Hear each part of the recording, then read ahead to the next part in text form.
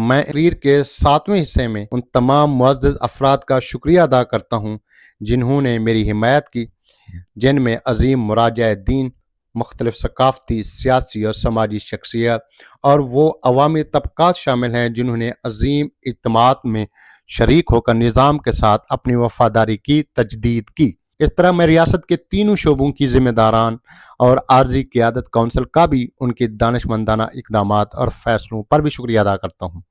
میں دعا کرتا ہوں کہ ان مبارک گھڑیوں اور بابرکت ایام میں اللہ تعالیٰ کے خاص رحمتیں ایران کے تمام لوگوں بلکہ دنیا بھر کے تمام مسلمانوں اور مظلوموں کو اپنی آغوش میں لے لیں۔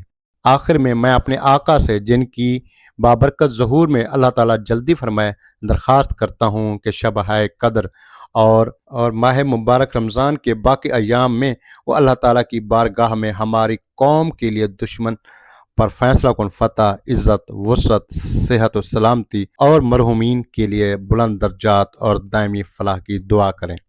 والسلام علیکم ورحمۃ اللہ وبرکاتہ۔ سید مجتبیٰ حسینی خامنائی۔